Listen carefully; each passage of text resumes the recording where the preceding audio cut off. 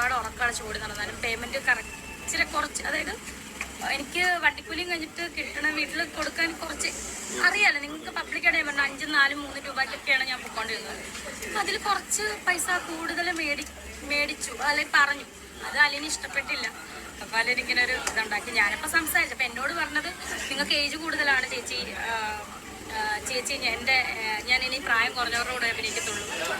പിന്നെ ചേച്ചി ഞാൻ എന്താണ് ബിഗ് ബോസിൽ ചേച്ചി ഒന്നും ആയിട്ടില്ലല്ലോ, ചേച്ചി ടോപ്പ് 5 വന്നിട്ടില്ലല്ലോ, അങ്ങനെ ഇങ്ങനെയൊക്കെ പറഞ്ഞപ്പോൾ ഞാൻ അതിന് റിപ്ലൈ കൊടുത്താണ് പിന്നീട് അലിൻ അത് പുറത്തു വിട്ടത്. അതിനകത്ത് എനിക്കൊരു തെറ്റായിട്ട് തോന്നുന്നില്ല. ഞാൻ എൻ്റെ കാര്യം പറഞ്ഞു, ഞാനും ഒരു ആർട്ടിസ്റ്റാണ്.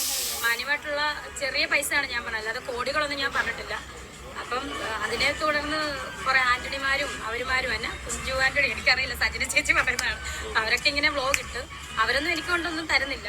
എനിക്ക് എൻ്റെ വീട്ടിൽ പിള്ളേരെ നോക്കണമെങ്കിൽ എനിക്ക് ചെറിയ വരുമാനം വേണം. അത് പറഞ്ഞത് അവർക്ക് ഇഷ്ടപ്പെട്ടില്ല. പക്ഷെ അലിനോട് എനിക്കൊരു പ്രശ്നമില്ല, ആരോടും എനിക്കൊരു പ്രശ്നമില്ല.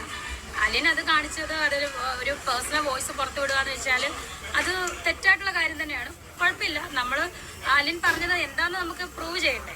അലിനൊരു കാര്യം പറഞ്ഞുകൊണ്ടാണല്ലോ നമ്മളത്, അതാണ് സജിന ചേച്ചിയുടെ വ്ളോഗിൽ അത് ആ വോയിസും അവര് പുറത്ത് വന്നത്. അതായത് ഇത് എന്തിനാണ് ഞാൻ അങ്ങനെ പറഞ്ഞെന്നറിയണോ?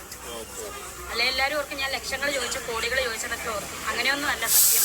എന്നെ അറിയാവുന്നവർക്കറിയാം ഞാൻ എന്താണ് ഇപ്പോഴും എന്താണ് വരുമാനം മേടിക്കുന്നത്, ഞാൻ എന്താണ് വീട്ടിലെല്ലാം കൊടുക്കുന്നത്, എനിക്ക് എന്താണ് ഞാൻ ഉപയോഗിക്കുന്നതെന്നൊക്കെ എല്ലാവർക്കും ഞാൻ എല്ലാവരുടെ അടുത്തും ഓപ്പണായിട്ട് പറയുന്ന കാര്യമാണ്, എല്ലാവർക്കും അറിയുന്ന കാര്യമാണ്.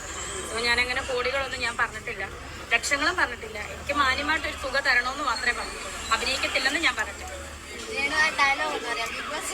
ഏതാ